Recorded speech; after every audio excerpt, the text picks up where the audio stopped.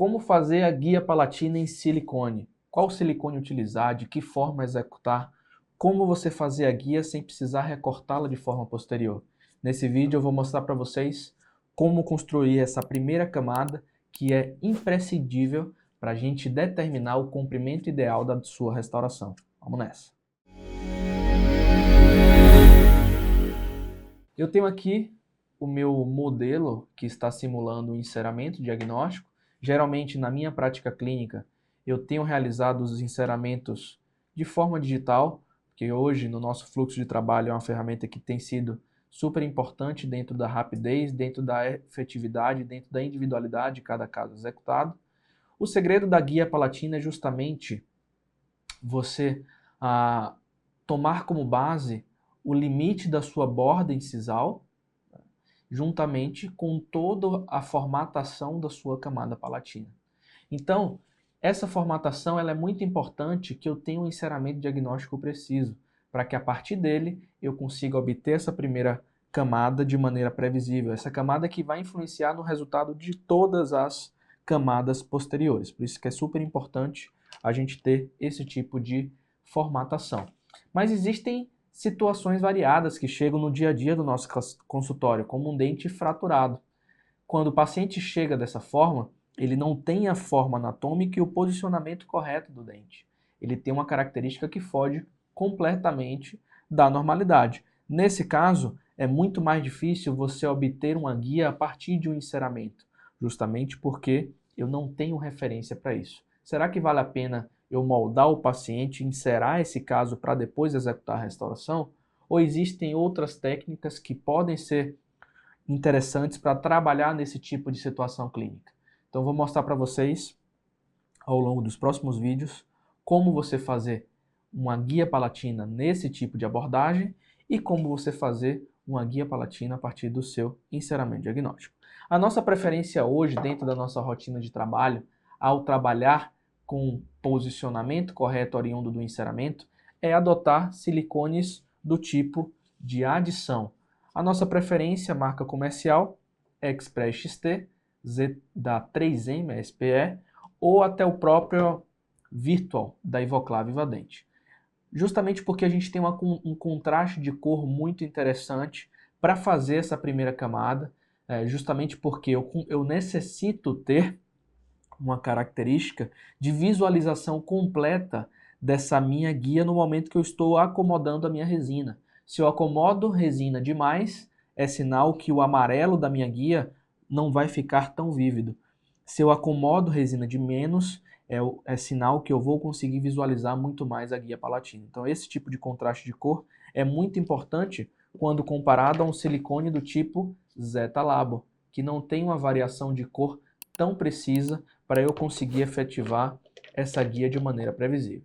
Então, primeiro passo, proporcionar da maneira correta, utilizando as doses corretas e o peso referente a cada camada, e eu vou manipular esse meu silicone de adição, para que eu possa acomodar na superfície palatina do meu dente. Silicone de adição, ele tem um tempo de presa interessante para trabalhar na confecção dessa camada, além de ter essa cor bem interessante para que eu consiga desenvolver a minha guia palatina. Segredo, condensar bastante para quando eu cortar a minha guia não ficar nenhuma bolha interna nessa própria guia. Primeiro passo, condensei, fiz um formato mais ovoide. Nesse momento, eu levo em posição, na posição palatina, que é a posição de interesse da minha guia. Coloquei lá no palato e vou trazendo em direção à vestibular. Vou trazendo gradativamente em direção à vestibular. Com isso eu vou conseguindo, olha, moldar a minha região palatina e ao mesmo tempo não transpor essa guia para vestibular, porque eu não preciso copiar essa região. A única região que eu preciso copiar é a própria camada palatina e o limite da minha borda incisal, para que eu consiga restaurar de forma posterior. Então esse é o segredo para vocês não errarem mais nessa camada. É não trazer a sua guia palatina em direção ao vestibular.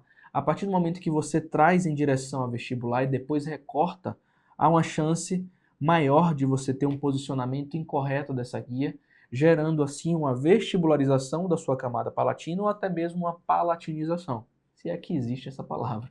Mas o fato é que é bem interessante a gente trabalhar dessa forma, porque a nossa guia ela vai ficar com o posicionamento correto, porque a nossa guia ela vai ser de acordo ao meu plano horizontal do meu paciente, ou seja, eu consigo ter um equilíbrio muito grande, e esse equilíbrio também vai ser interessante nas minhas fotografias, para eu conseguir ter uma visualização, conseguir ter um apelo visual também super bacana para a gente conseguir fazer os nossos trabalhos, beleza? Agora é só aguardar o tempo de presa do material, a gente vai contar aqui o tempo de presa, lembrando que unha não é parâmetro para você verificar o tempo de presa do material, beleza? Só aguardar agora. Após aguardar o tempo de presa completo do material, a gente vai fazer a remoção da nossa guia, o nosso enceramento diagnóstico. E notem, eu tenho uma guia que consegue copiar super bem a minha camada palatina. Eu consigo copiar super bem o meu comprimento incisal. Eu consigo copiar também a minha largura do meu dente. Consigo copiar a concavidade palatina. Consigo copiar o meu cíngulo. Consigo copiar a minha região cervical. E agora eu tenho uma pré-definição da minha camada palatina para eu conseguir restaurar de forma posterior no meu remanescente. Ou seja, agora eu tenho toda a base para conseguir estabelecer o meu comprimento ideal. Para, na sequência, realizar as minhas camadas proximais para eu conseguir obter a minha largura ideal.